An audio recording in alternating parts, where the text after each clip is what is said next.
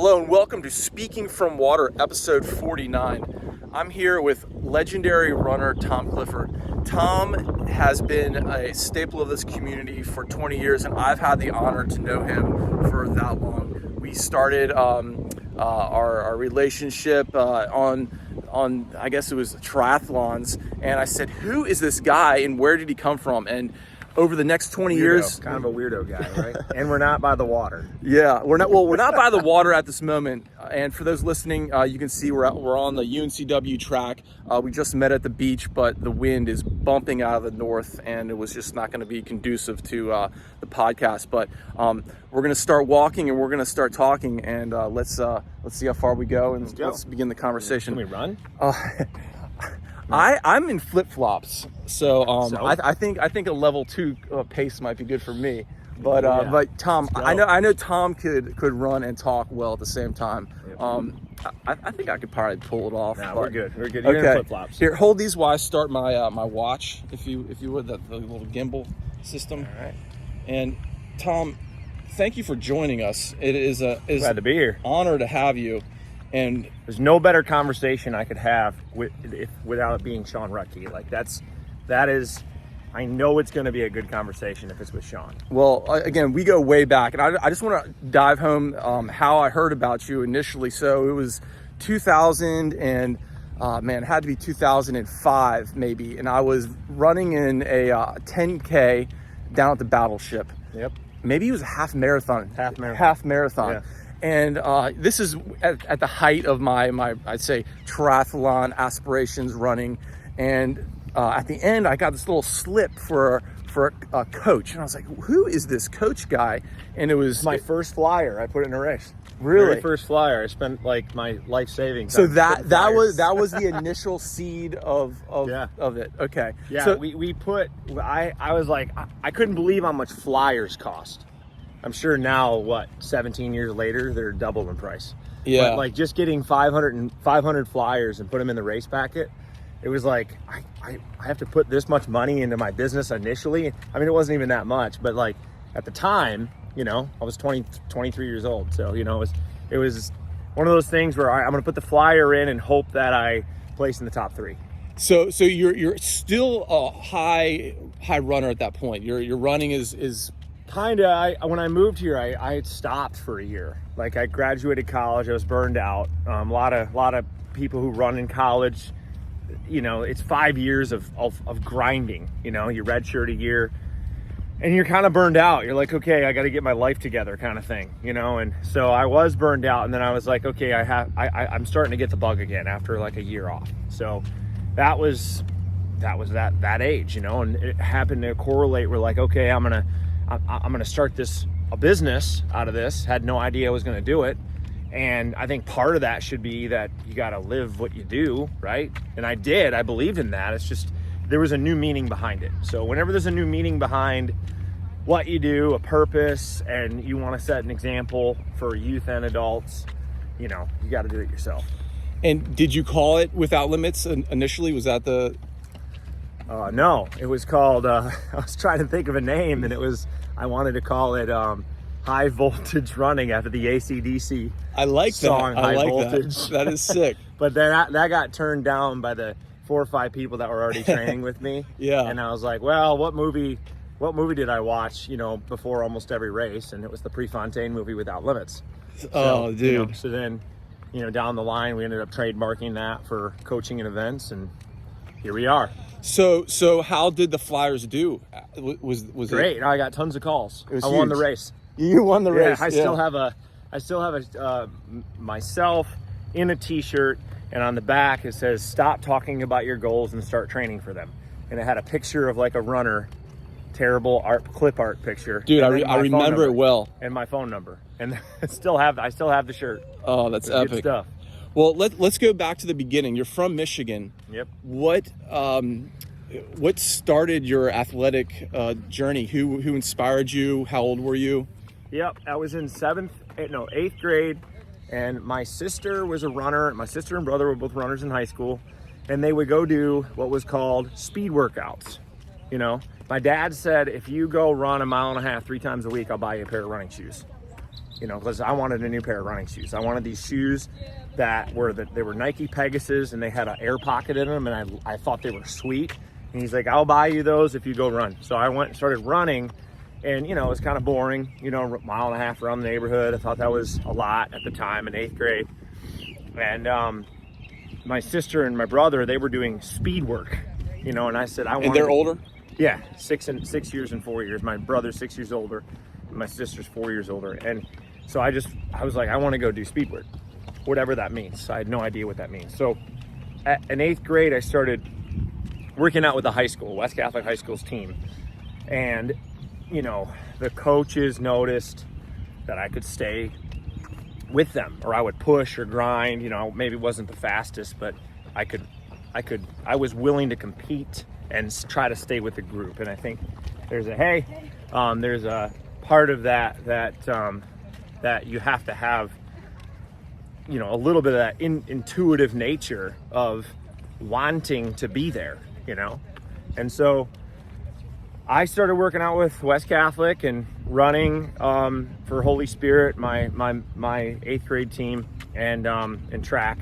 And I ran a 5:01 and competed against one other kid, and it was like a back and forth all season. This kid, Jerry, And what distance was that? The mile. You did a 5:01 mile in 8th grade. Holy Nowadays, smokes. that's not even fast anymore. Bro. These girls are these 8th grade girls now are running 4:55. Dude. It's insane. Okay, let's pause that, because that was 25 years ago. I was reading your bio on your website, and I think your fastest time was a 4:02, 4:09. 4:09. Now, like, for context, in the senior year of my high school, when I was at my peak, I did a 4:52, and I thought I was Usain Bolt. So 4:02. Remember, this was a long time ago. Like now they've got these shoes out. There's better coaching. The kids are in it earlier. When we did it, I mean, honestly, like, we just weren't doing it right, But I mean, so there's a big difference. Sean, how old are you? I'm 43. You're 43. I'm 40. Yeah. So we're talking what? 30 years ago almost. 30. 29, 28. So you think a lot goes into the shoes, and a lot goes into the coaching? Well, it's not just that natural ability. It is. You got to have genetic talent, I think. But there's a lot of kids who are just hardworking kids who ended up making it. I wasn't the most talented. There were kids if your fans are familiar, I grew up the same class as Dathan Ritzenheim and Alan Webb. They were in the same class. They were the rock stars of distance running when I was younger. So I was sort of like in the shadows looking at that, saying, these guys are running 14-minute 5Ks in high school, and I'm just trying to break 16. So it was like a mindset thing. All right, I got to at least get in the 15s, And, I think that it's just this shift of the mindset is like, what's considered fast now? And kids are striving for that. So when we're young and we're like, we think 5-minute mile is the thing to break, well, what do you go after? You go after the 5-minute mile. But if you think 4:30 now is the thing to break, well, these 8th graders and freshmen and sophomores are like, well, I'm going to break 4:30 because in order for me to win the state title, and when I'm a junior, senior, I got to be running under 4:20 or 4:10 even, So, wherever you are, the bar is set to a standard, and then the standard is going to be chased. And I think that's the beautiful thing about distance running, is it can work on micro levels of local clubs and groups all the way up to the national level, and it never really stops. And at some point you have to be realistic about your goals too, right? So when we're younger, we just do what our coaches tell us. You probably thought, well, 4:54 was fast, and it is. It's not that it's not fast. It's just that there's a whole level of kids above you that you have to learn. And nowadays it's so transparent with Instagram and Facebook. Everybody knows what's going on. So I think that's another. You say, well, what's the defining factor? It's Instagram, it's shoes, it's coaching, it's I know what that kid's running, I want to beat him, I'm going to go run more mileage. But that's where you got to be careful too, because kids will overtrain if they're too young, So I just got into a babbling. No, I love it. And I want to, in a little bit, get into the overtraining and competition and everything. But let's stick to the beginning stages Sure. there. Yeah. So you run this extremely fast mile for an 8th grader. Was that the seed that really sprung you into the next realm of running thought? It's not that I loved running at the time. I loved the competition. Okay, tell me about that. What was it about the competition as a young person that got you fired up? Well, you get good feedback, all right? You have positive feedback. You realize this is something you're good in. So you have high school coaches, you have the high school team was coming, oh dude, come run for us. You have a purpose. Everybody in this life wants a purpose, right? And so when you're young like that, all of a sudden you feel like, wow, this is something that is a driving force for me to want to go do. And running is hard. So when you're young and you feel lots of pain, I mean, are you driven towards that? Are a lot of kids driven towards the pain? I don't know. I mean, you talk to another kid, they might give you a different result. But I think that a lot of young kids are driven towards positive reinforcement in a certain area. And so that's why it's so important in athletics, whether kids are the worst or the best, is to give them positive reinforcement about what they're doing, and then constructive reinforcement, right? How do you get better? Some kids aren't, they're still in that stage of, am I good at this? Or is this something I love to do or want to do or be part of, being a part of a team? That's what we try to develop at our youth program, is just making it fun, because running's not always fun, But running, like if you and I went out for a run, like we could probably chat the whole time and we could run, we could feel good, exercise, and we could probably get a lot out of each other, just having a good conversation, talk about our kids and all that stuff. So like, that's what drives people towards this athletic endeavor, and so that's why it's such a great sport for all around. So, and when you got into high school, what was that like for your career? How who were the coaches? What did they instill in you at that age that got you then to college? Yeah, I would say, admittedly, in high school, I was a little bit more of a selfish athlete. I could look back and say that I had spurts of being part of a team, but I was one of the top kids as a freshman. And if the coach was sort of on his way out there. He's like a legend at West Catholic. By the time I was a senior, my dad and another guy, Dennis Scully, they sort of took over and were like, this is what you're going to do. And that's really what I needed. I didn't need to be the driving force of my training in high school. I didn't know enough. But that's what I wanted to do. I was more like, do I really want to do this? I had years that I stunk because I wasn't willing to put the work in, wasn't disciplined enough, dedicated enough, a little too cocky. And I paid the price, because when I went to state meet when I was a junior, I got 130th place. And you didn't like that? Oh no, I needed that, because I was like, I just want to get back to state because I want to be on the stage. But then when you go to the stage, because I went as a freshman, I missed as a sophomore, went back as a junior. When you get on the stage and you realize you're a nobody in the middle of the pack, you're gonna kick yourself in the ass and say, okay, no. If I'm gonna do this, I'm gonna be better than that, So when I was a senior, the attitude, a lot of the things changed. Maturity kicked in. I was like, I'm gonna do this. I'm gonna be a leader on my team. And I ended up getting 4th at the state the next year. Wow. And running 15:48 as a senior.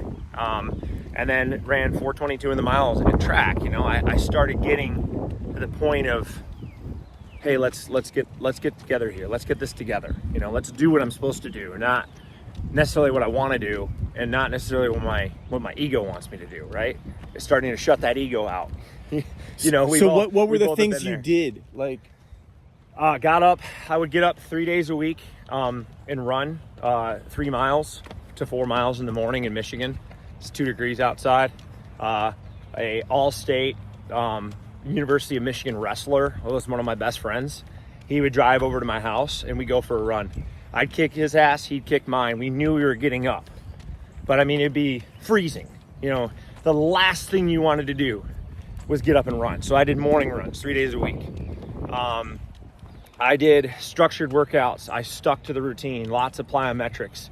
It was just a shift, almost like when you see, like, you remember in Rocky when he got real cocky and he was like, all the cameras were around him on the stage, remember that? Yep.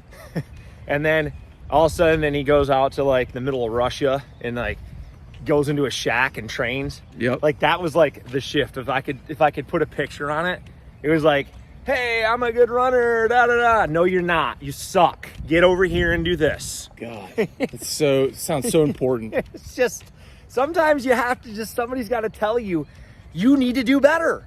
Do better or you will not be better, and I still, to the day, I mean, I did my best, but there were still levels and levels and levels of kids above me. When I ran 15:48 at state, I think Ritzenheim ran like 14:20. I mean, he was like the star, so you can do all the work in the world, still not going to be the star, but you can do it for yourself and do it for your team and do it for your future, and so it ended up being my future, my coaching future, it all was instilled of this is hard work. This is what it takes, so. But back to your wrestling friend, speak to the accountability of the getting up early with the other Huge. person. We still talk about it. His name's Tony Gregorczyk. And when I was a sophomore in high school, I actually got up on a morning run and I got jumped. I got the shit beat out of me on a run. I had my Walkman on and these guys were behind a bush and they were drunk and they were college and they blindside Up tackled from the me. night before, probably. Yeah, so my dad, post-heart attack, my dad had a heart attack when he was in the mid-40s, kind of instilled the running in us, which is why we all became runners, because we had to change our lifestyle. Again, one of those shifts of eating Kentucky Fried Chicken every day to, no, you're all going to run, we're going to eat healthy, we're going to change our lifestyle. So that was a big thing for our family. But he started getting up and he's like, I'm not doing this. So, I started running again and I wasn't afraid when I was a senior, but when you get your ass kicked, it's kind of, Yeah, you never forget humbling. that. You don't forget that, so Tony got up and it was good for him, it was good for me, and so when we finally got to our senior year, we just became really good friends because we did that, and I could call him right now and be like, dude, remember those morning runs? He'd be like, yeah, man, he's in a low voice, he lives in Chicago now. So, yeah, man, those were huge, and that's it's funny that as I'm sitting here talking about that, but that's kind of our adult program, And I was going to go there next. The people who sign up for your adult program, they get there in the dark and they pretty much finish in the dark in the wintertime. And that's super hard for people to do. Currently, I'm on a program where I'm getting up at 4:30 and swimming, and I wouldn't do that unless my buddy, I didn't think he was going to be in the parking lot waiting for me. I could just easily hit that alarm button and go back in. But yeah, having training people is key. So your college career, tell us more about the college years and the events, the aspirations. Mm-hmm. College was a game changer. I went to Eastern Michigan. It was culture. Running was culture there. Like it just another big shift, right? The very first run I ever went on was with my team, and I was dead last on a 10-mile easy day by a mile. Like a wake-up call, big time. Summer training that I did that summer was not enough to keep up with the Eastern Michigan team. We ran this loop called Gallup Park, which goes to Ann Arbor and back. And I mean, coach had to wait for me on the bike. I think he regretted the recruitment at the time on that run. He's like, oh my God, did I recruit this guy? But the story changes like three months later where, the guys on the team were real supportive. They liked me. I was a team player.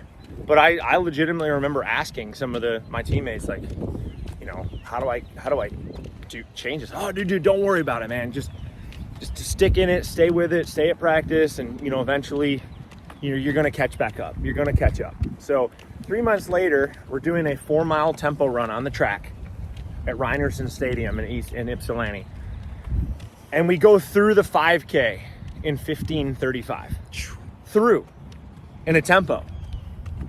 And it hit me right there that I was, as a freshman, 3 months into college, ran a 5K PR within a workout. And that's when I was like, this is another level, right, of training. And once again, you looked at right down the street, University of Michigan had some of the top runners in the country. We had some of the top runners in the country. And I was just in the mix, man. And through college, I think my best placing on the team was 5th. I scored in a few meets and a few cross-country races. And that was my place, but I ended up being a captain. So, that was my place, was to be a scorer when I could be, and a captain. And there were guys who were super duper talented that worked hard. And college was the bonding experience with running, but it was very difficult to manage school, to stay, wanting to grind pretty much the entire year from August through May. You were grinded. Went from cross country to indoor to outdoor.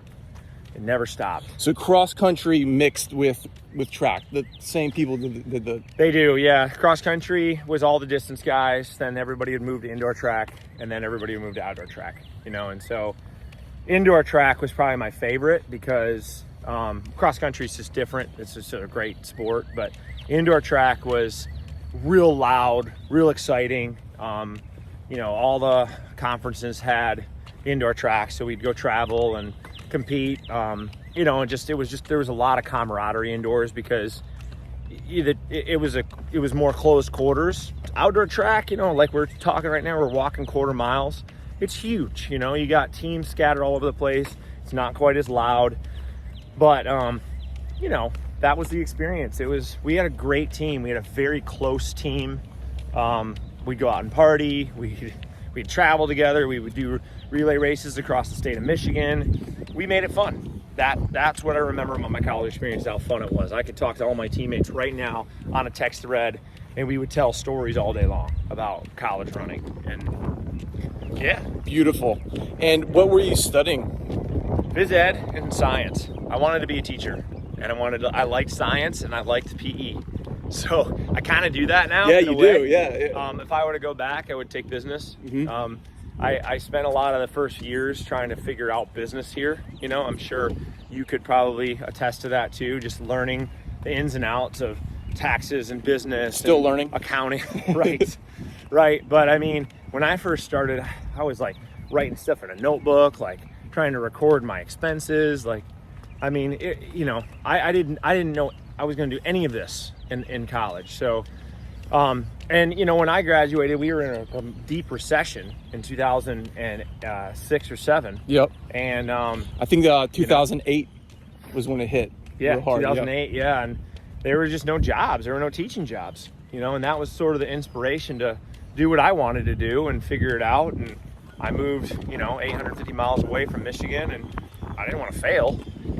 Yeah. Well, tell us about that decision and how you went from Michigan to here in Wilmington. It's such a distance, and how'd you figure it all out? What was your inspiration there? Buddy of mine, Tim, was in the Coast Guard here, and he just told me to come down and visit. And that was pretty much the selling point. I was 22, and I could do whatever I wanted to. And you're 22, and it's 2006 or 7 or 8? Yeah, 6. I moved here in August of 2006. So, and it was just more of a change. I couldn't believe I could move out of the state of Michigan. Like, that's where I grew up. That was your world, right? yeah. That's my world. But now, it was the best decision ever. I mean, North Carolina is just a state that is exploding in commerce and in tourism, and it's just Wilmington's. Look at what's happened in Wilmington. In the last it's insane. Years. 17 years is. So were Annette, your wife? Were you with her at this point? We were together, but we began to separate a little bit. She lived there, I lived here, and that doesn't work. Oh, really? So yeah. She didn't come with you? No, not initially. You moved, yeah, and you're like, hey. It took about a year and a half to 2 years. Holy moly, yeah. I didn't know that. Yeah, so it was kind of a tough time because, like, I was living Wilmington life. And she's still in college. You're taking, this is your break period before the flyer at the that was race. a year. That was about a year later. Okay. Where 2007 is when I started WL. So 2007. Okay, so when you first stepped foot in this town, what was your reaction? Like, what did you see? Where did you go? What was the first place at the beach you went to? Like, the first beach access I'll never forget. Walking on the south end. You want to know where my first experience was? Yeah. It was at the Carolina Beach, the north end of Carolina Beach. We drove a truck out No there. doubt. And that blew your mind. Blew my mind that you could drive a vehicle on the water. That's where I lived. I lived down by like Ashley High School, like on the south side of New Hanover County. I wasn't even in the mix of the Wrightsville Beach scene or any of that. I just heard Wrightsville Beach was like the place to go where, you know, like it's real popular, but we didn't live anywhere near here, you know? So I started working at Gold's Gym, which is now O2 Fitness. So I got into triathlon. The one there on Racing? Yeah. So I got into triathlon. You'll like this because I couldn't afford gas to put in my car to drive. So you got a bike. So I got a bike and I started driving on Masonboro Loop Road. Dude. It's a busy road, you know. Masonboro to Greenville Loop, cut through UNCW's campus. That's when I first saw campus. And good morning, gents. And so I would ride back and forth one direction, and I would drive back and forth the other direction, and just to save money. Then So what was your first bike there? Oh, I just had I can't even remember. It was a road bike. If you name the brand, I could probably, not a Diamondback, but it was something like that. So you never really thought about triathlon at that point? No, but I knew they were big here. Yeah. I heard about the YMCA Tri, and I went and watched it the first year I was here. What year was that? 2006.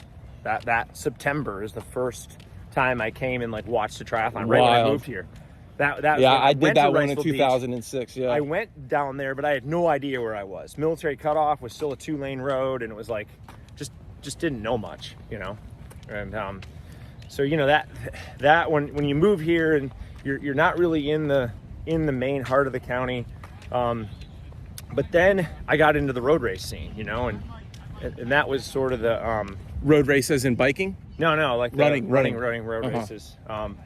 Ran like the bridges downtown. Right. One of my first races, I think it was called the Historic Wilmington Foundation 5-miler, and everything was foreign to me here. I didn't know anything, you know. Just tried to do every road race I could just to kind of get my name out there in the personal training world, you know, because I was a personal trainer. So yeah, that was my first job. I hated it. In the gym. With you. I'm not a gym guy. You're not a weight guy. I'm not a gym guy. No. Yeah. I'm not like an inside. Get me outside and let's do push-ups on the beach. Let's do running on the beach. Let's swim in the water. But inside the gym, no. But yeah. I did it, you know, because I had to work, you know. But I also met some of my first clients there, you know. So I mean, it all works out, you know. So for context, then after that first flyer race where I met you the following year, I think you came in so hot to that sprint triathlon. Yeah. Right? Like you, I think you might remember it differently than me, but I mean, go ahead and tell me how you. Well, I remember Wistoff. He was hot at the time. Oh, yeah. He was doing. Yep. Matt Wistoff, shouts out. Yep. He was a pro triathlete. Yep. And the best in this town. So I think he won it, but you weren't far behind. Well, here's the great thing. The first triathlon I ever did here was the Azalea Tri. Okay. Yeah, the one here where they do it in the pool. Yeah. Yeah. So the transition was right over here. We're actually behind it, right over there by the tennis courts. And I get in there, and I'm number one. Why am I number one in my first try? No idea. So I signed up and I put my 100-meter time in, you know, for the pool, and I put my best 100-meter time in because I swam in high school. So I thought it said put your best 100-meter in. So I did. I put in like 102, but I couldn't swim 102 for 300. Yeah. You know? Yeah. So they gave me number one, and all these guys, you know, that you could tell they're in the circuit. I have no idea who they are, but they're all looking like, who the hell is this guy? Scoping the bodies out for the swimming. Yeah. So then my heart rate went way So up. you Yeah. started out with a sprint in the pool. Yes. Yeah. Yeah. So Gassed. I knew I was screwed at that point. I'm like, here we go. I'm gonna get just wrecked in the pool, and my mind was already in the wrong place. But I'm gonna catch them all on the run, you know. So I gassed myself so hard in the pool. Were you getting passed in the pool? I got passed twice, so I held on, okay. But then I got passed a ton on the bike because I didn't have aero bars or anything. I just got on my bike, you know? And I was probably, I don't know, 20th. And then I'm like, all right, let's go bust out at sub 16, you know? And I could barely break 18 because you already toasted. I'd never done a try. I didn't know how my legs were going to feel. Amazing, man. So this is like 2007. And so I did catch people. I think I got like 12th or 11th in the first try. And then I signed up for, I passed on the Boston Marathon to sign up for the White Lake Half instead. So I did my first half Ironman of White Lake. Coming up in 2 weeks now. Yeah. And, you know, it was humbling experience. Again, I did it without aero bars or wheels, and all these bikes are passing me that have all this gear. And this is your first open water triathlon. Yep. And I got demolished in that too. How was that swim for you? Terrible. Yeah. Different. Swimming for me, I did swim 1 year in high school, but it was like the 50s and the 100s. Swimming took 2 years.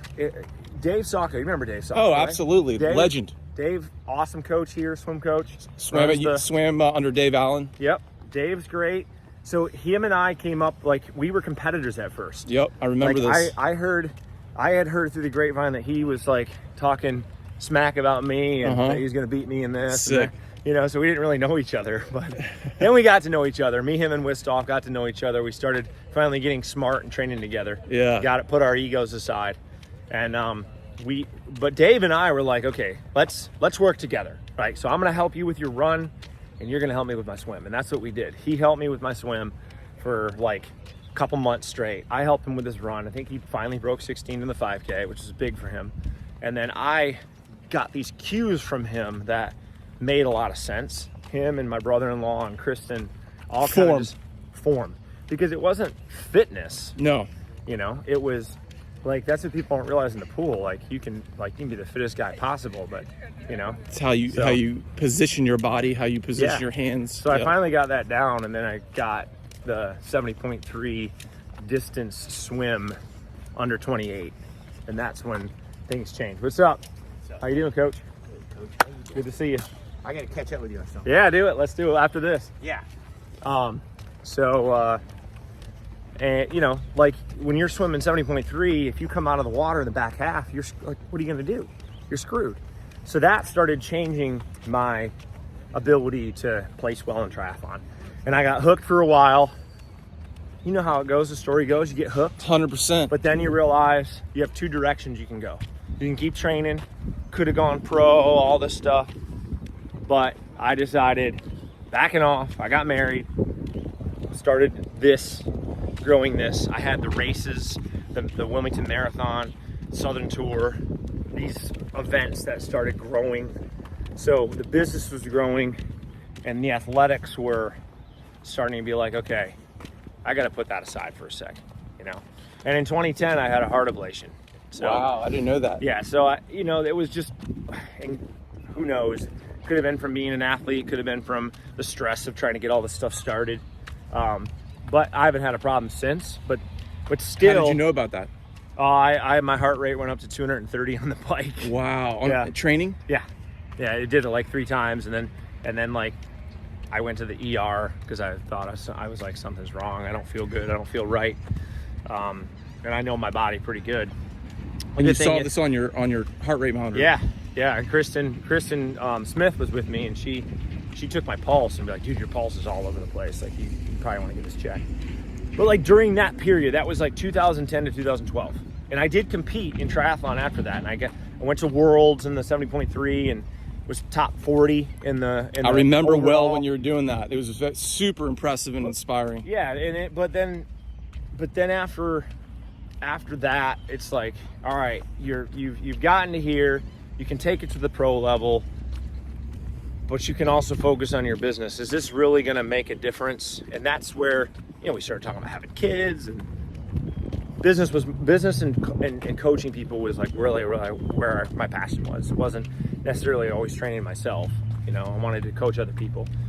And so, yeah, the hiatus, I took a break and then did more running again, and then came back to tries in the mid-2010s. That's when I got DQ'd in the half, remember? Tell me about that. When I came back to triathlon, the Ironman bought the Beach to Battleship here. Yes. And you know, our normal course, which you know, Yep. is you swim from Blockade Runner or Hanover Seaside Club, and you swim straight to Sea Path. So in my eyes, like, well, nothing's changed. I didn't read the athlete guide. I didn't read anything. I just went and did the race I know to do, you know, because I'd done it before. And I swam right past a new turn buoy that they put in. And a jet ski came over to me and they're like, "You're off course, you know, like, get on course." So I'm like, "What? Off course? What are you talking about?" Like, you know, Yeah. I kind of gave him like "What are you talking about, man?" Yeah. Like, they started me in the back, you know, because it was by age group. And the goggles are all foggy, sun's coming up, you know, you're sighting into the sun, there's waves, there's people, I'm swimming all over these people.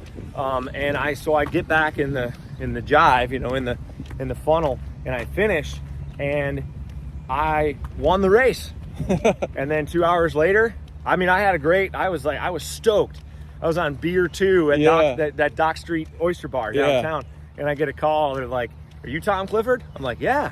He's like, "Yeah, this is one of the judges for the Ironman North Carolina, and we're gonna have to disqualify you." I'm like, "For what?" He's like, "You skipped the swim course." Dang. So I was like, "You got to be kidding me!" And so I like was looking up all these videos, and like they said, like, don't don't worry about the buoys, and they did, but they didn't backtrack on that. And so I went through a period of kind of like PO'd. I was a little pissed at myself, and you know, just at the situation, and I was like, okay, we're going to go back and we're going to do it again. And so The following year.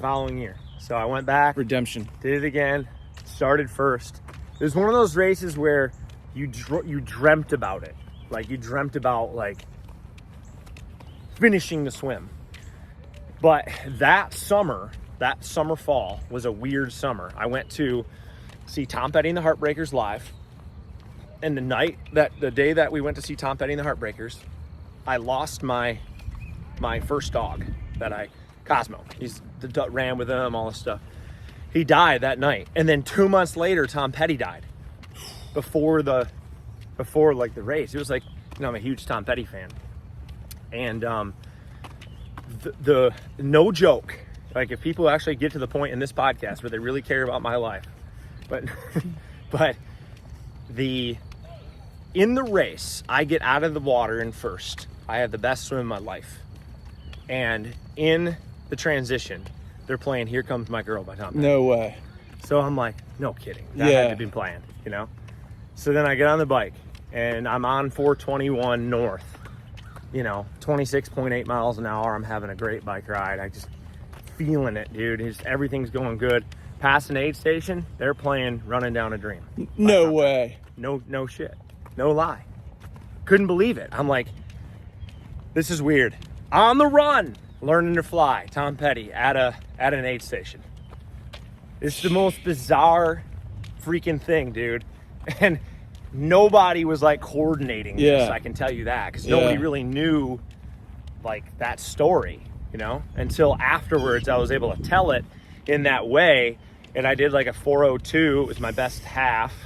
And ever, you know, it was the last time I did. I did another half in Michigan just to try to come back in 2021 after COVID, but I just didn't. I wasn't like mentally, like, I didn't want to do it. So I did the race, but I didn't. Like, I knew I was sort of like, all right, it's time to hang it up for a while. But that 2016 race was 2016, 2017, whatever it was a one to remember. I got a newspaper article that says triathlete disqualified or local triathlete disqualified.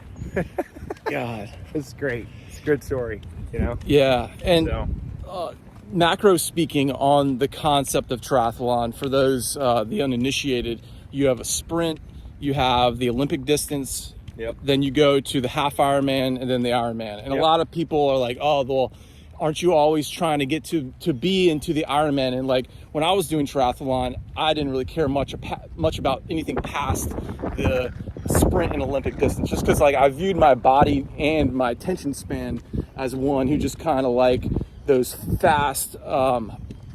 Yes. Oh yeah. And those are actually in some ways are harder because you gotta goose that engine all the There's time. no room for error.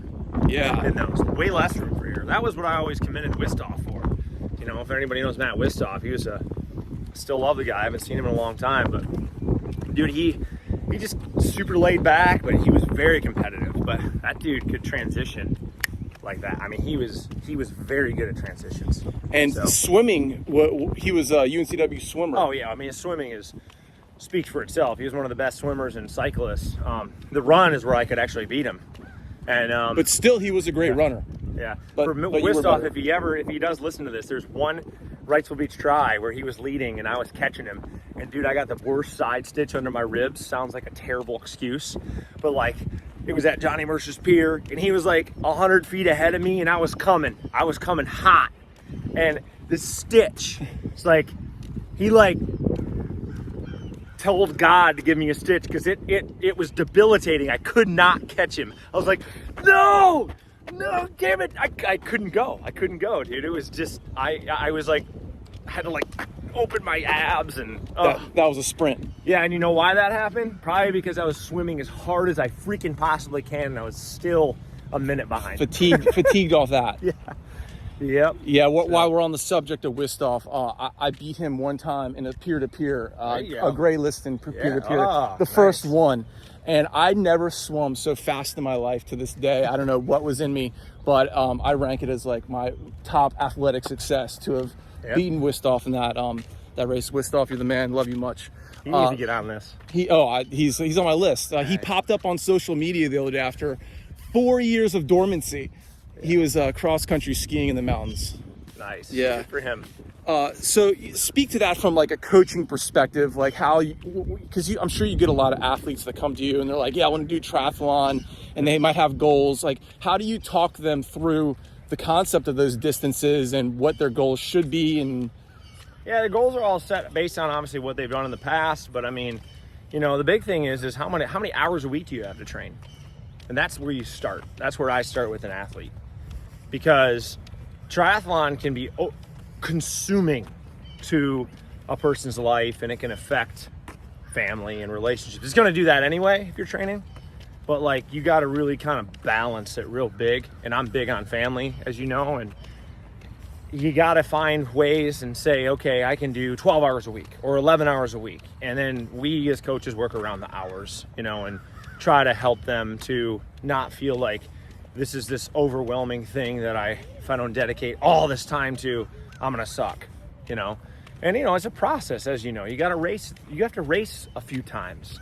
You got to get into the sport. You got to do some sprints. Get to the starting line. You got to do some Olympics. You got to be healthy. You got to realize that, you know, doing 170.3, maybe it's just a bucket list item for you, but if you want to get good at it, you got to race a lot of them, you know, and it's a lot of dedication, and they're expensive. So.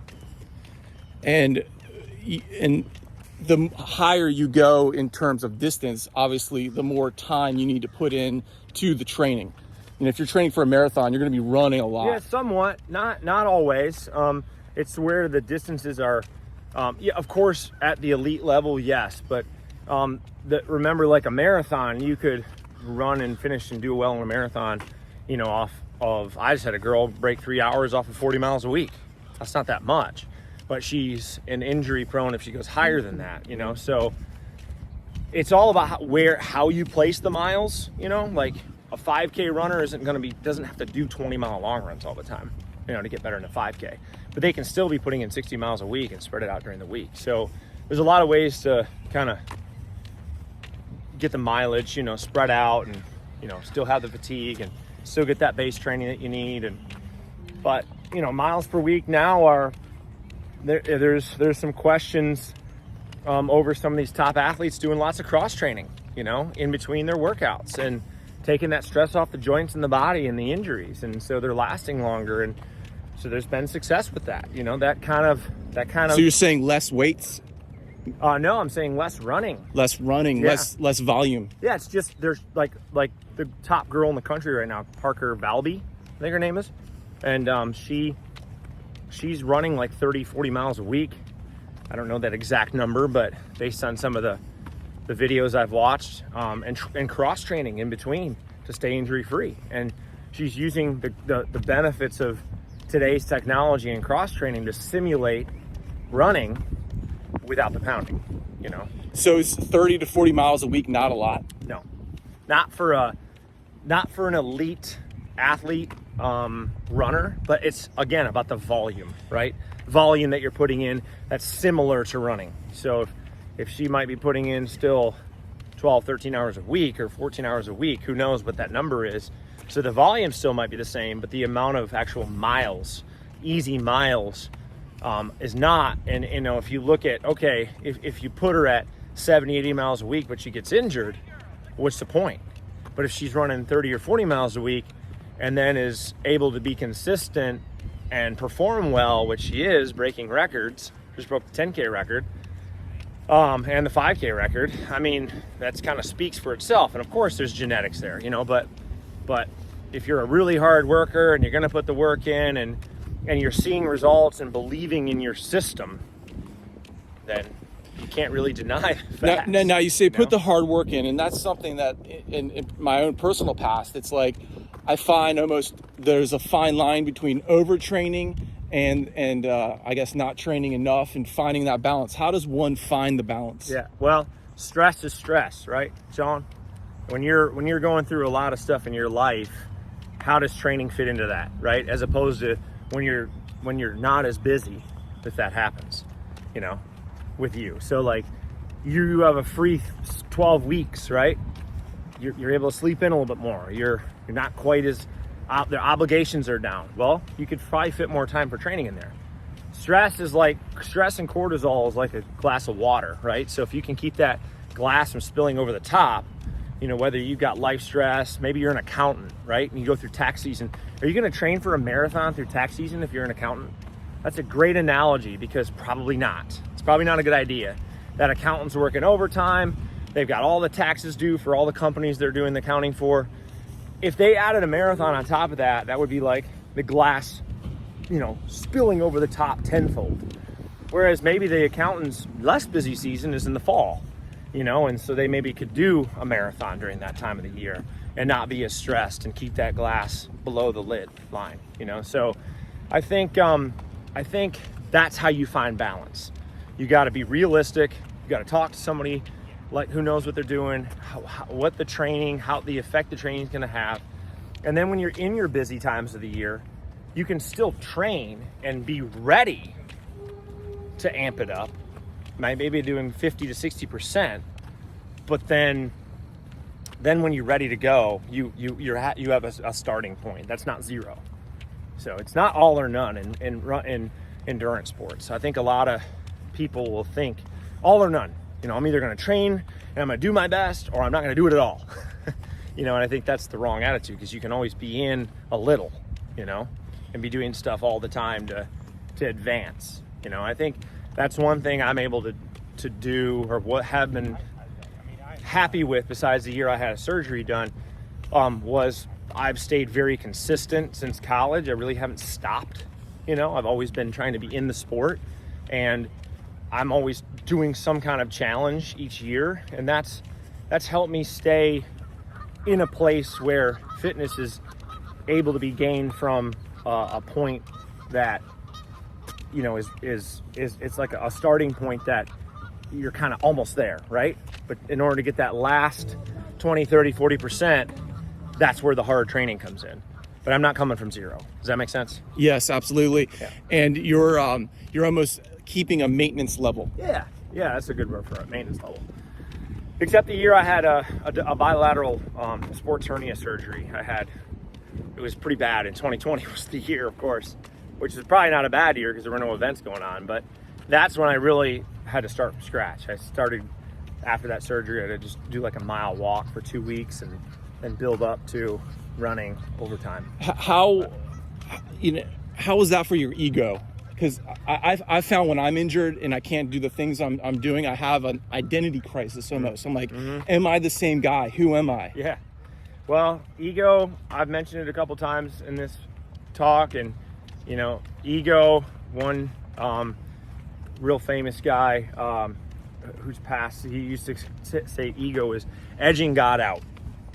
So to me, I try to remember that anytime I let that get to me, is that the Lord has plans, and I have to follow those. So whatever those are, I pray about it if I've lost my way, and usually all the time I've gotten an answer, I feel like, and I think that time I did go through a little bit of a, like, what am I going to do if I can't run again?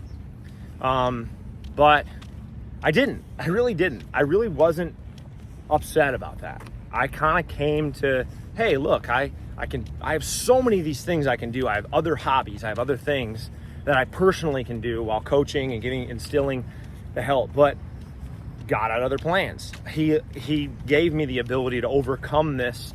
And dude, ever since, I've helped people who've joined my coaching who have had major issues, prior to, or they're like, hey, I can't get out of this. It's helped me to help them overcome it. And a lot, and 99.999% have overcome it. I mean, there's probably somebody in there who's still working through some stuff, but that's the point, is that I had never gone through a big setback like that athletically, and that was the first big setback. And I was able to overcome it. So it taught me a lot just about the rehab and the starting from scratch, and kind of how to get my diet back in check, during that time. And so, yeah, man, I mean, everything happens for a reason, I mean, I know it's a cliche term, but it really does. It's just hard for people in the moment to see it, but that's where you got to trust and have a little bit of faith. And then what do you say to the people who are your clients and who you might come across that they're in those tough spots and they might go down the wrong path of eating poorly, sleeping poorly, drinking, not doing the things they need to maybe these are coping mechanisms to mask the pain of the situation they're in. Like, yeah. How do you get them out of that hole?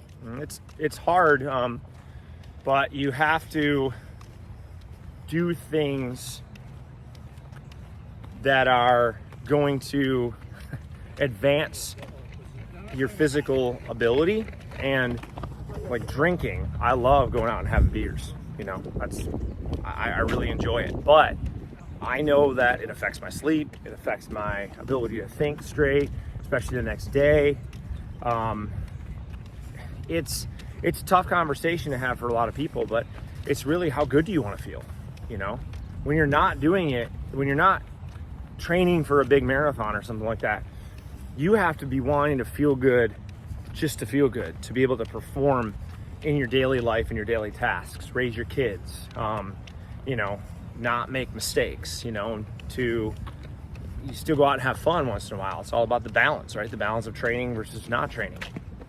But feeling good is not masking it with alcohol or, whatever drug that, comes across the table. It's learning how to feel good and being able to overcome that without doing that stuff. And that's a problem in our country right now, is that we rely too much on drugs or something to make us feel calm or whatever it is, And so, I encourage people like that have that issue to talk to someone, get help, but know that your athletic career is always, always able to do something. You're always able to get in the pool and exercise or do something that involves movement that makes you feel good. So, yeah, I too enjoy beer, and I, in my history, have found that like there's a line between like enjoying it a little much in the evening and then like knowing when to quit. How do you know when? Like, how do you space out your weekend, I should say? Well, it's crazy nowadays when you go back to science. We have data now called HRV data. I pay attention to it on my watch every day.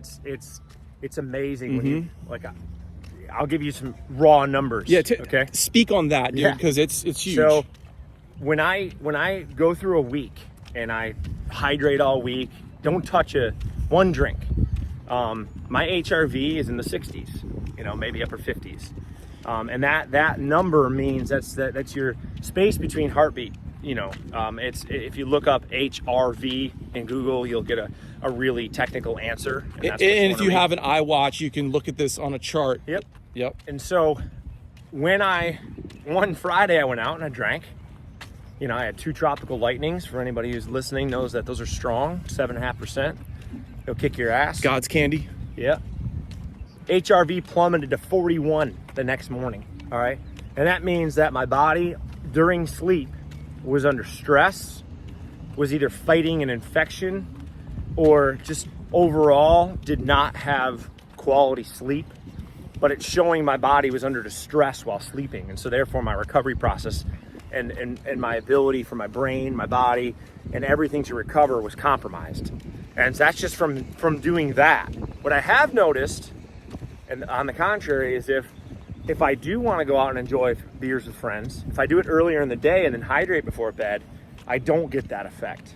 Not to say that you want to do it on a regular basis, but the clarity of your body, your mind, and everything when you don't go, when you actually give your body what it needs, water, electrolytes, amino acids, you're just going to feel better.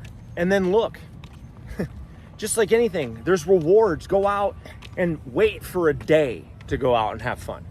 Like, plan it. Because if it's a daily thing, it becomes not something that you can go out and look forward to, depending on where you stand on alcohol or anything. But it does take discipline. Everything in life takes discipline. The minute you become undisciplined, it's because you've become you've dialed back your own expectations for what you really want to do. You've lowered your expectations. Your discipline goes down because you don't have goals anymore. You aren't willing to sacrifice this or that because your level. I don't want to use the word motivation because I don't like that word, and I can tell you why. But your overall discipline. It's almost like, Sean, you go to the dentist. Your teeth are great. They're always great. You know that you haven't really been disciplined. Like, I'm brushing your teeth. You're like, I'm not gonna brush my teeth anymore. Like, my teeth are always great, But then one year you go to the dentist and they're like, dude, you got gingivitis, man. Like, your teeth look like shit, right? And you go back home and you're like, I better start flossing and brushing. And then all of a sudden, what do? You're disciplined before bed. Maybe you're not. Maybe you don't care. But most people are gonna care. And you're gonna floss. And you're gonna get one of those $65 toothbrushes that knock all the shit off your teeth. And you become aware of something. It's almost like somebody who gets a heart attack in their 50s or 40s. What do? Life-changing event. That's what happened to my dad. But why wait for that? Figure out what you wanna do today to become more disciplined.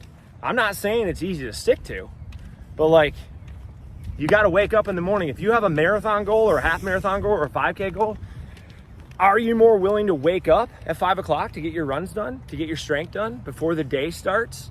That makes you more disciplined if that's where you really wanna be. Or you become more disciplined because you're not happy or satisfied where you're at the moment. So if you can think, all right, if I'm not happy or satisfied right now, today, where do I need to be to get me to that satisfaction point? How do I discipline myself to get there?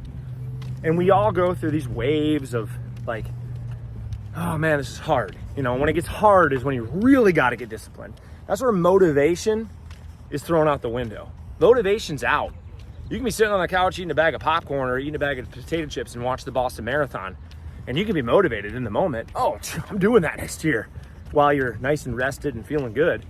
But then when you're in week 10 of the training, the motivation's gone, dude. You're tired, sore.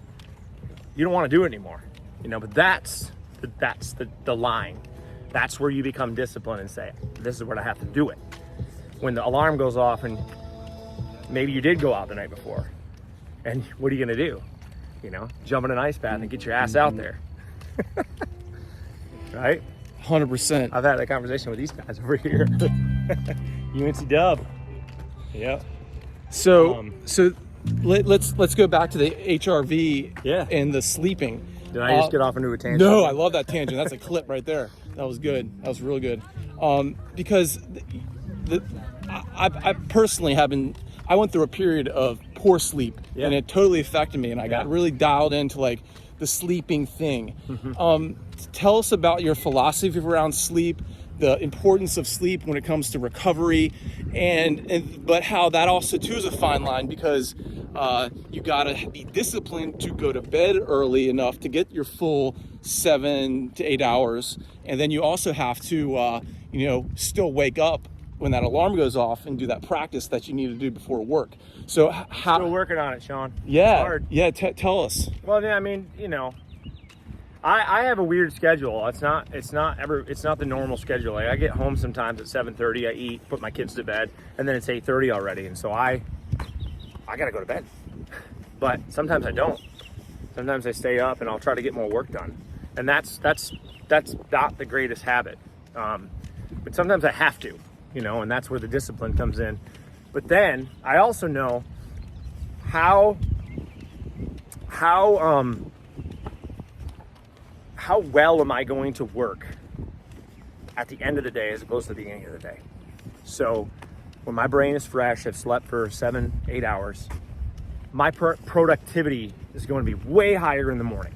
When I get up, fresh cup of coffee, I do some ketones once in a while, if you've heard of those, but they, are a fuel that helps fuel your brain a little bit better. And tell us more about that real quick. Yeah, ketones, you just look them up. I mean, they're something your body produces when you're in the starvation state, but you don't take them for that. You take them for more of this energy source that is beyond glucose and your normal energies that you get from food. So, but I'll take those once in a while when I have a big productivity day, and I have to tell myself at night, okay, are you going to be more productive if you wake up at 4 in the morning and have that all going when the house is quiet, you've slept for 6 to 7, 8 hours, or are you going to be more productive by trying to get work done at night?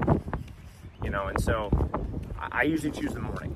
The morning's going to be the more productive time. And so, yeah, like you said, man, it takes discipline, and it takes wanting to do it, and part of like going back to the drinking, which again, like, I'm not saying anybody out there who, I'm not anti-drinking. I'm just anti-over-drinking, even though I like to go out and do it, and my college friends would be laughing at me right now, but when you go and you do too much of that, you don't think clearly. You don't want to get out of bed.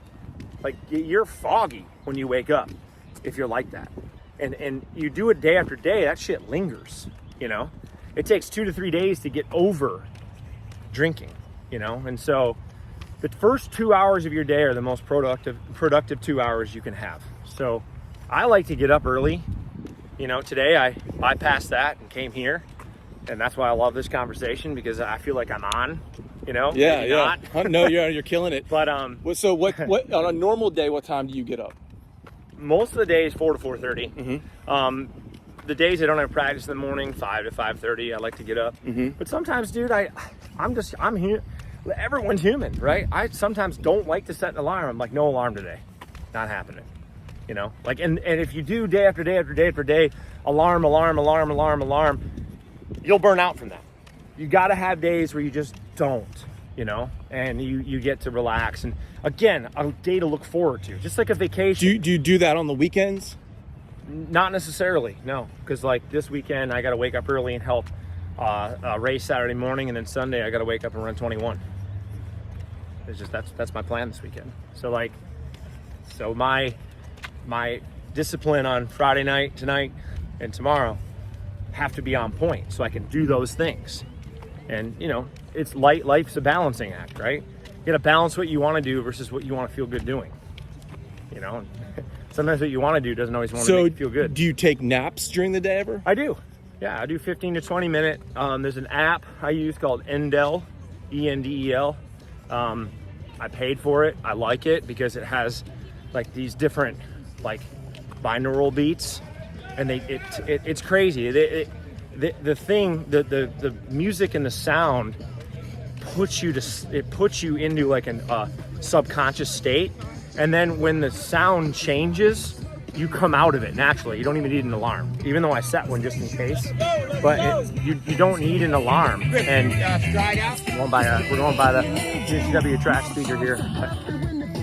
And that was like sort of my what's going on with lane 8? Sort of my like come to Jesus, like holy cow, like this stuff beats and meditation, and we have so much technology today that we can utilize this stuff to get our minds rested a little bit. And dude, I mean, like if I do a 15 to 20 minute power nap in the middle of the day with like the binaural beats, I wake up and I feel like that productivity just went up the next hour or two, you know? And I think And are you going into a sleep mode during this time, or is it more of a meditative state? It depends.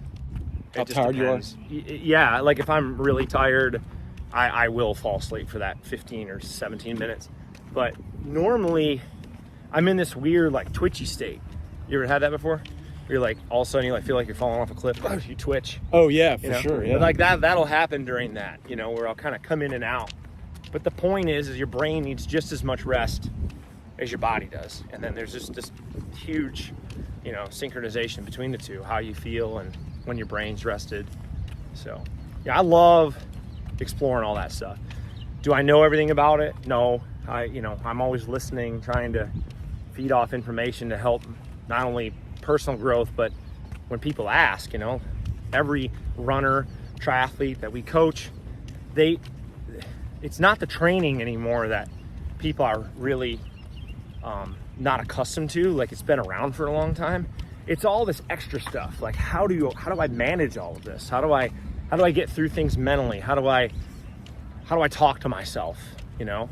And those are the really important parts of, I think, the athletic world, is believing in what you're doing and also having a fresh mind, you know, having a brain that, you know, is functioning the best possibly it can, because then the body's going to follow suit. You know, if you're not mentally strong, your body can't utilize its full potential, you know? So I think the mental fitness is there. And, you know, it eats me up inside to see kids, you know, you see it all over the news, there's a mental health problem. These kids have no idea, you know, how strong they really are inside and what they can do. It's limitless, dude. Like God made our brains limitless in some way, shape, or form. Like we can keep learning and keep opening our ideas and taking those ideas and expanding them on themselves. And like everyone has a purpose. They just got to find it. So. Speak to the breathing on two parts. Calm breathing when you're doing your meditative state, when you're trying to come down, and then breathing when you're in an intense running state, and how that helps you gather more steam to go harder. It's a thing to work on for sure. I tried this breathing app for a long time and I fell off. You know, there's only so many things you can do at once, because we talked about at the beginning of this. But you know, breathing is important. Rhythmic breathing, slow breathing. Like I'm able to lower my heart rate.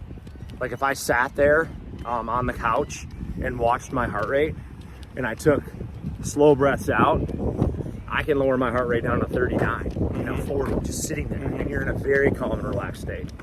The hard part is when somebody is under extreme stress and anxiety, how do they teach themselves to do that?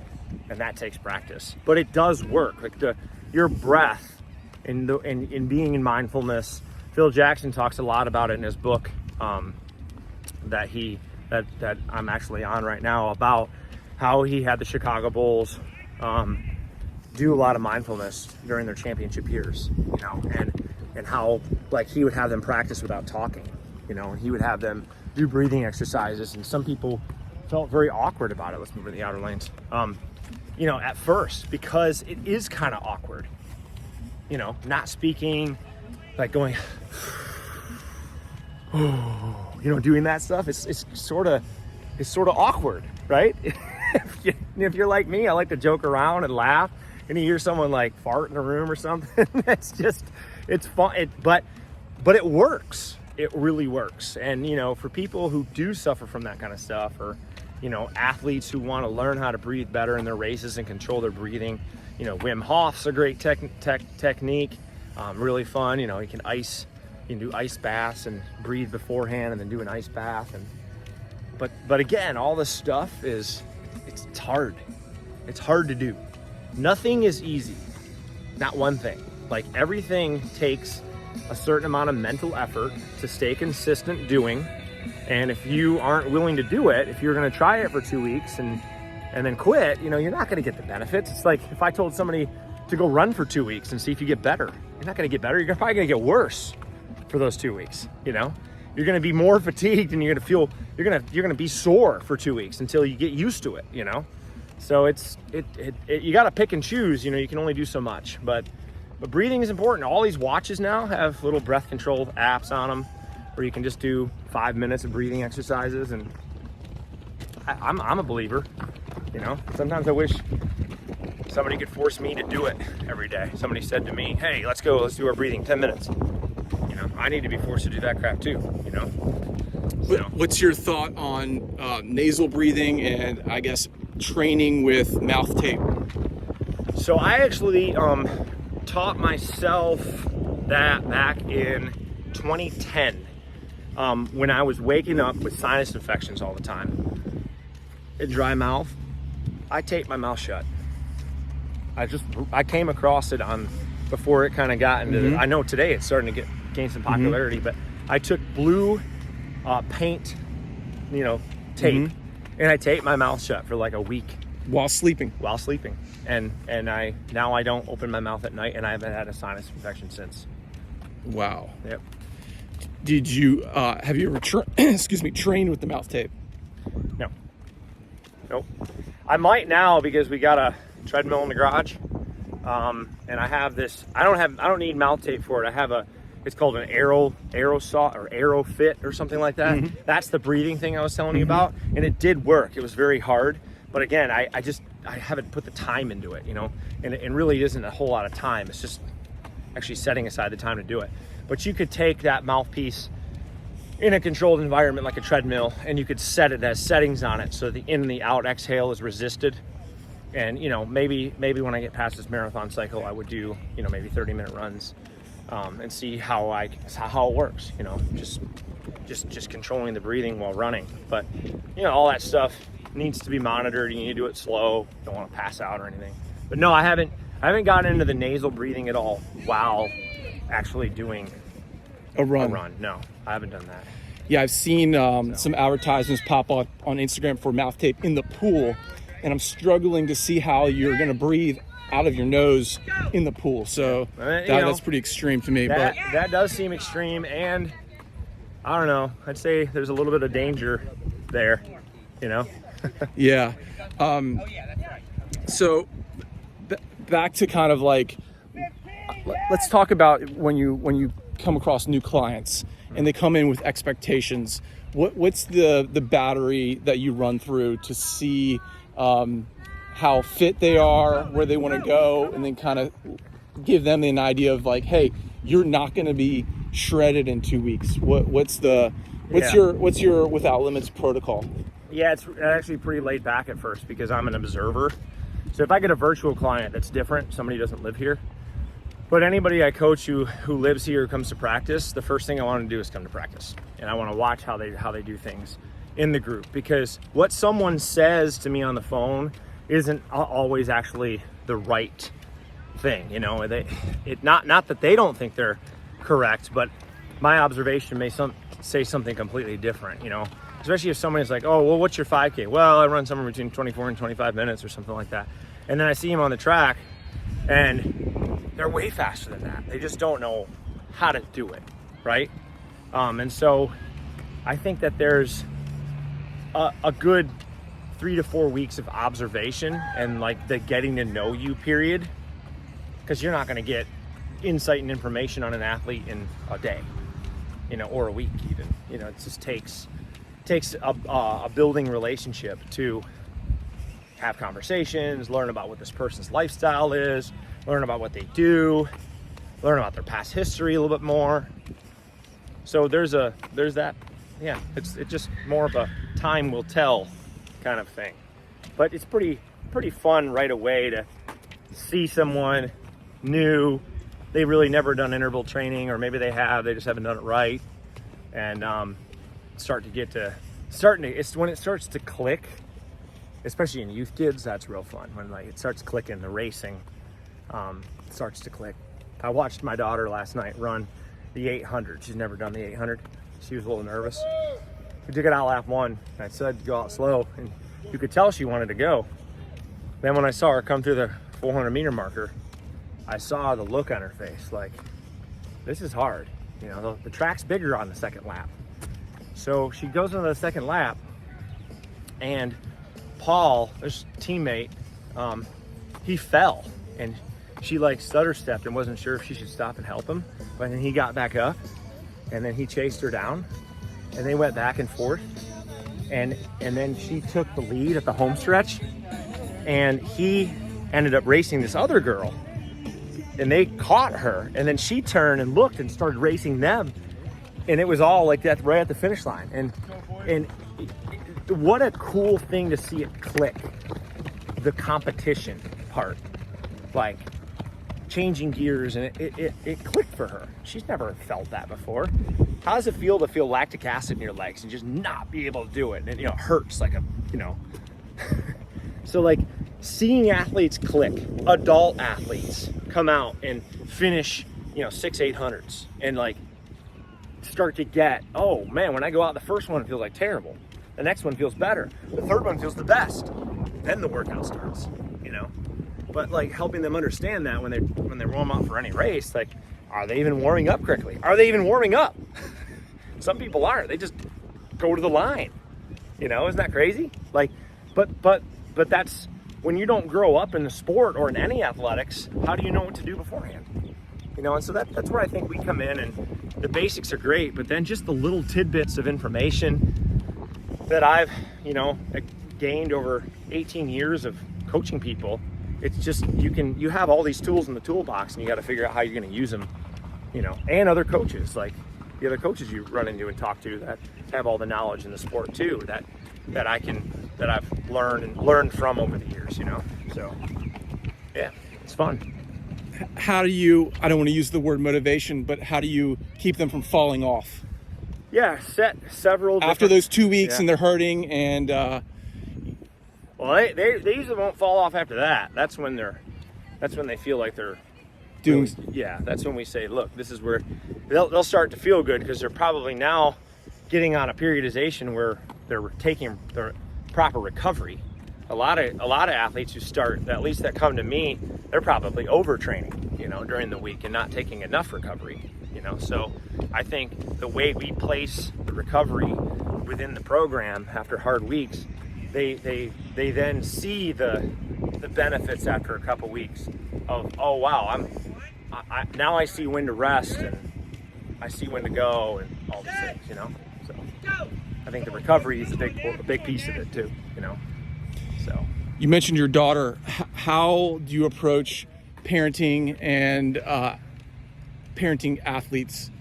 I guess I'll say from my own perspective, like, I am a surfer. I want my kids to be surfers, but I find when I push them to be surfers, it goes the other direction. Right. But when I kind of hold back and just allow them to make their own decisions, like how do you approach that with running? Same. I don't really coach. I know, we're kind of that 8, 9, 10, 11. That is like the coaching phase of parenting before they start to really, do their own thing. But the coaching phase in parenting is different than coaching. I don't coach her. I mean, she goes to Brad and Ryan at practice. I'll give her some advice if she'll take it, but I always ask her, hey, can I give you some advice? Usually it's no. Usually she was like, no, I'm good, Dad. I'm good. Okay, just let me know if you need help. Especially bowling. Damn, that girl is a hard-headed girl. When she bowls, I threw it right down the lane, Dad. It was right down. I'm like, actually, you do it. Don't tell me what to do, So, but my other daughter's not quite like that, but she's also younger. They're young, man. When I was 8 years old, I wasn't doing anything serious, and neither should they.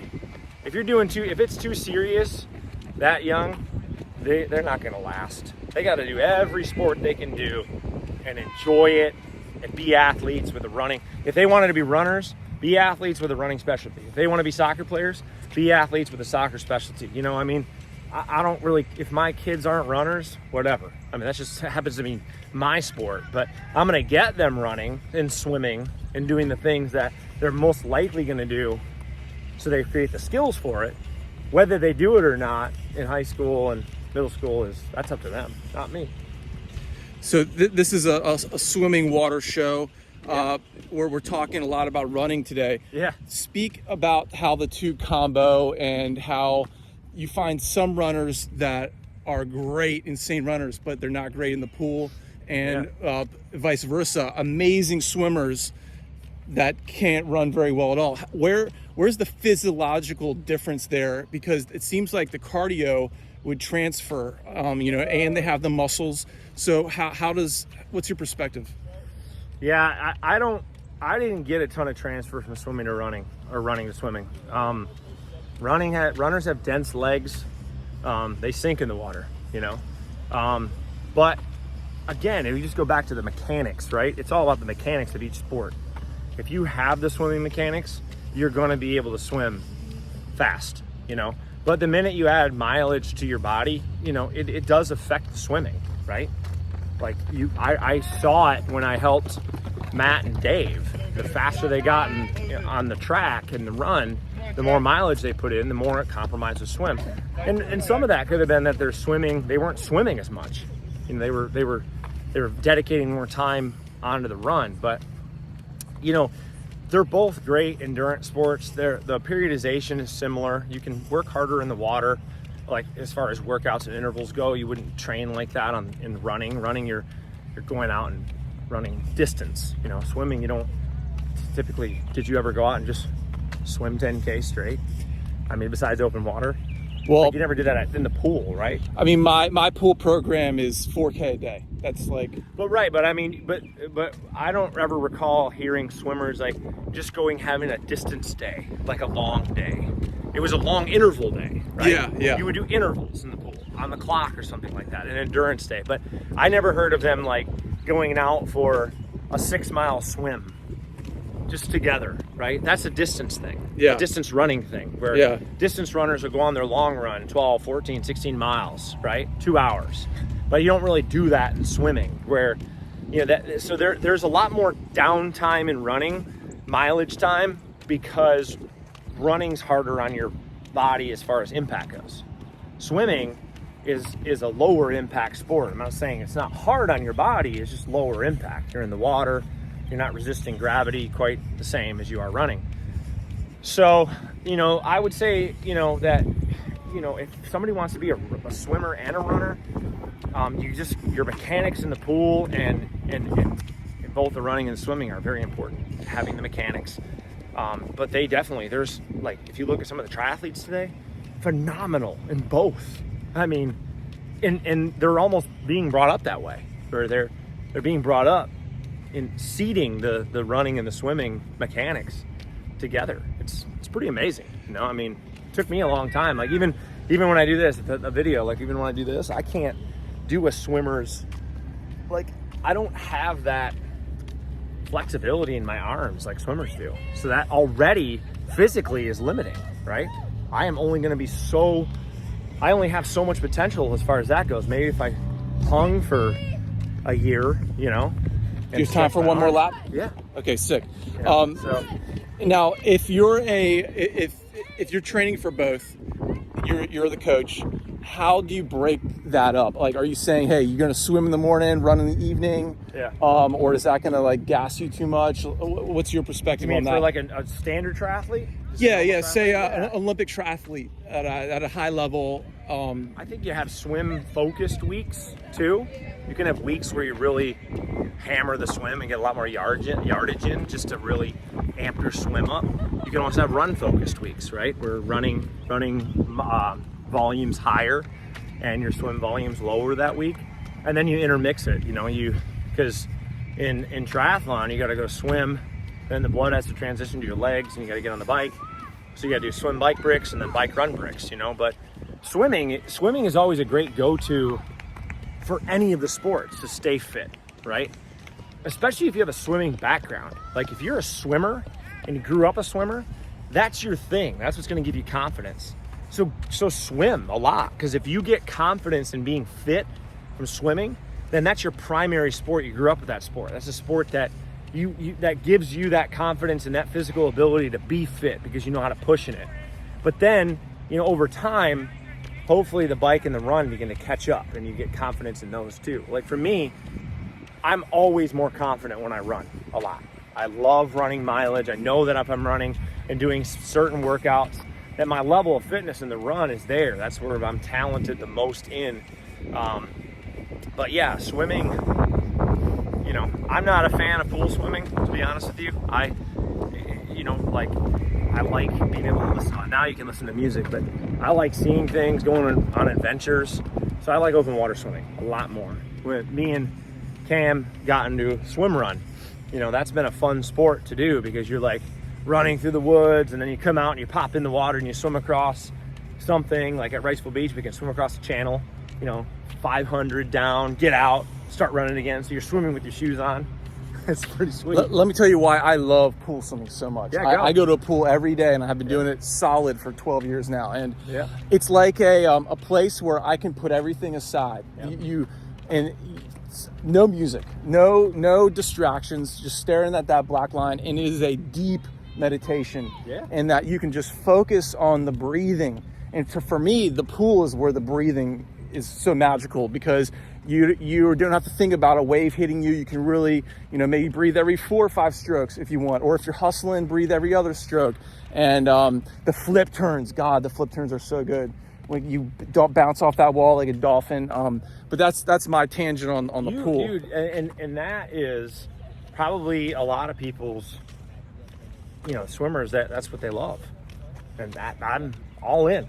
If you like that, for me, I flip turn and I'm like, I wonder if that looked like a seal, like making a giant splash in the water. I can do it a little bit better now. Yeah, then I come up for air like flip turn, Yeah. It's so funny because I have such a strong lung capacity, but it's all about, like you said, being calm. And I remember when I was training a lot in the pool that when I would do a flip turn, if I was very calm and relaxed, that I was able to hold my breath a whole lot longer, And one time I did a swim, exactly what you just said, and I was a little stressed, and I actually did like a prayer back and forth, and I would only breathe once every 25, but I tried to swim 2,000 straight like that, breathing once every 25, and just see if I could do it. And I did it, and it was really hard sometimes, but it kept me very relaxed and floating on top of the water and slowing things down and not trying to always be thrashing.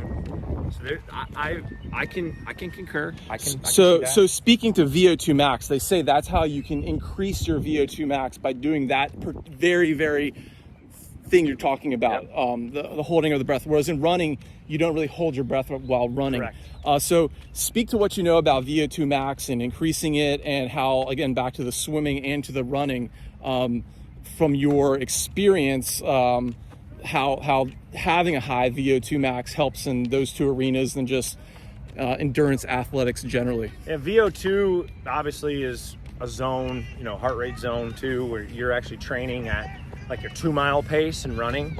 And in swimming, you can do it by hypoxic efforts, also by hard efforts too. Basically your body's hypoxic of oxygen. You're above zone 4. You're above threshold. So you're at like the I would say like the NASCAR spot, really revving the engine up. It's just harder on your body in running, right? When you do VO2 intervals, you can't be repping, a high amount of volume at that, depending on the athlete's miles per week.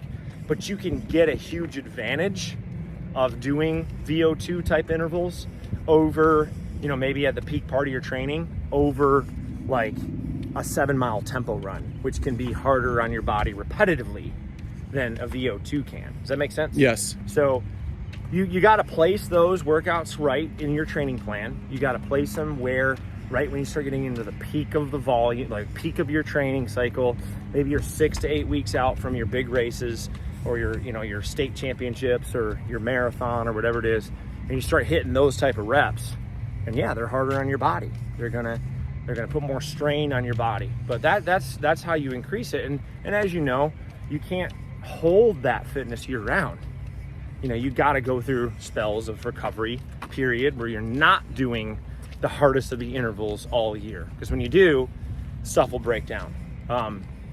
I don't know exactly how VO2 is increased, like what the protocol would be for hypoxic, swimming, and how not necessarily. I would assume that would definitely help your oxygen, to be able to, hold your breath hold. I can't remember what it is now. It's called, it was something I was working on where the amount of oxygen you can hold in your lungs, lung capacity, right? So I know that will help that a lot. But yeah, as far as like actually measuring your VO2 max through hypoxic, I'm not positive. Is that something you do with your athletes, or that you've done yourself? Well, I measure based on their a 2-mile time trial or a 5K, not necessarily a marathon or a half, because too many variables in that. Mm-hmm. Heat could be a variable, length could be a variable, race execution can be a variable. Whereas when you run a 2-mile, there's not a whole lot of room for error there. You know what I mean? We should be? So we can measure their base fitness based on a 5K or a 2-mile because of, it's a shorter distance. It's what their talent is. What I mainly find a lot of times is a 12-minute test or a 5K run will tell me more about the athlete's potential than anything else, right? If they go out and run a 3:30 marathon, but they can run a 21-minute 5K, they might be able to be a lot faster than the marathon. They just have to learn to become fatigue resistant. They have to learn how to build some of these things up to get their potential out of the marathon. Does that make sense? Absolutely. So you say the 5K is a great place to judge yourself. It's an easy, it's a much easier, it's much easier to run a 5K because there's way more 5Ks. You're not seeing 2-mile races all over the place, But a true VO2 max test, I believe, is about 12 minutes. 12 minutes all out. So if you can run 12 minutes all out in 14 minutes, or I'm sorry, in 2 miles, so that's 6 minutes a mile, then your quote unquote VO2 pace, or your VO2 max pace / heart rate, is 6-minute pace. So come through lane 1. So does that make sense? Totally. Yeah. So you can kind of do that and measure, get a pace down. But then that may change if it's 90 degrees and humid, because the heart rate's going to be higher when that happens. You're not going to be able to get as much oxygen in your body because there's more humidity in the air, and there's all kinds of variables when it's 55 degrees and cool as opposed to 90 degrees and humid like it is in southeastern North Carolina, So yeah, so it's all about kind of reading those, taking people through those cycles, microdosing them with intervals that are going to challenge their bodies, but not so much that they're going to overtrain or get hurt. That's the goal, right? Yeah. Now let's shift back to you personally. You're 40 years old. 40 is for me. I'm 43 now. Yeah. When I was 40, I thought I was going to go into my 60s feeling like I was 30. So how is here at 40? How are you coping with it physically? I saw you running a couple weeks ago. Man, you're a horse still. You're still just killing it. How do you feel though? And how do you set your expectations? And where's your psychology? I don't, the only thing I feel differently is I can get more achy after hard workouts. Just like I gotta focus a lot on recovery, but my mindset still thinks I'm 20s. Absolutely. I'm like, I don't want to break 15 minutes in 5K. Yeah. I'm 40. And just to prove that I can do it, And I've trained with these guys, repping stuff out with these guys. I know that I'm older. It doesn't feel like it, but then when I talk to the young guys, I'm like, wow, it's been 20 years. Holy cow. Yeah. But I did just run 15:02 in the 5K, and I feel good, man, but I definitely have aches and pains that I have to be careful of if I don't keep up with my core and my hips, and I feel things that can break down easily, you know, when you neglect that stuff. Like even this morning, I'm driving here thinking, man, maybe I need a day off. I haven't taken one in a while, and my body's beating up. And that means nothing. Yeah, nothing. Well, I would do stretching and core. Yeah. Walk. You know, Yeah, walking's always fun, right? Yeah, I would do core work. I would do something, just no endurance training, no repetitive training. You know what I mean? And I think that when you're in your 40s and you're doing this stuff, you have to be okay with that. If you're not okay with that, then you're gonna get hurt, you know, and overtrain. But yeah. Before we get to the final, I want to go, you know, because I'm 43. I got all winter I've been training for this lifeguard trout, and it's kind of like my thing, right? I've won it 10 times over my 30s, and I'm like, I'm 43. Can I still do it again? Yes. And I've been training all winter hard for it. Yeah. Okay, so it's not this Sunday, but the following Sunday. I'm feeling a little bit fatigued. How do you think, from a coaching standpoint, should I approach the next week? As far as volume, resting, what would you tell me? I think if you've been training hard, you should be feeling fatigued at this point. And inside 10 days, you're not really going to make any gains. So I think between now and the 10 days out, you know, you can push it hard. You know, just don't hurt yourself, but push it hard. But still work out. Still. Oh yeah. Really? Okay. I think you make it. You put the last icing on the cake in this last. You know what? You got 5 days. No. I have more than you that. have 5 days until 10 days out.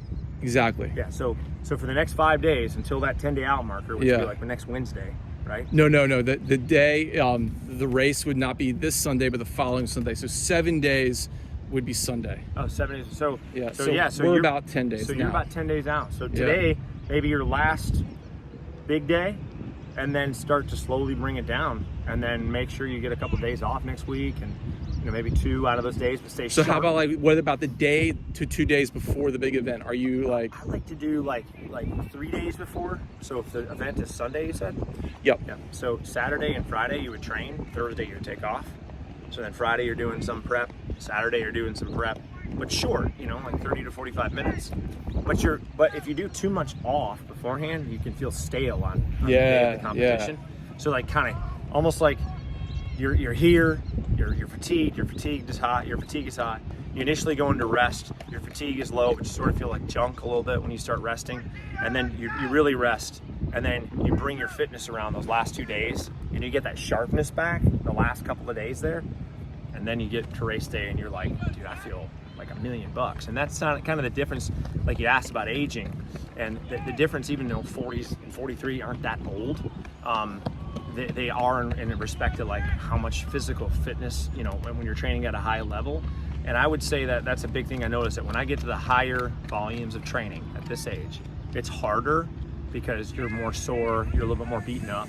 But then when you recover and you really come around, you do feel very similar, the same. And you can time it right. You know, you can time it so that you get a lot out of your body still, but you just got to be a little bit more careful. Well, you've inspired us so much. Where can people come or go to get up with you, to have you be their coach? Yeah, man. IamWithoutLimits.com.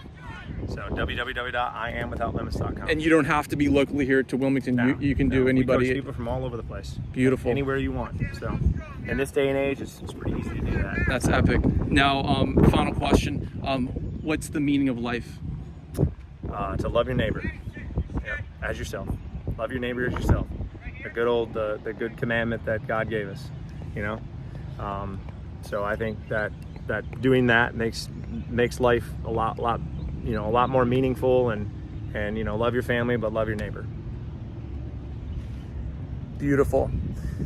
That's episode 49, Speaking from Water, with the legendary Tom Clifford. Tom, thank you so much for joining us and spending this morning. Let's do a check. We've gone 4.68 miles. That's it? Yeah. Dang. Oh, enable battery saver. See? My watch is telling me. Yeah. And that was a great time. Yeah, man. Awesome. Thank you. Thanks for having me. Thank you all listened this far. Yeah, and thank you all for listening, and we'll see you next time. Peace.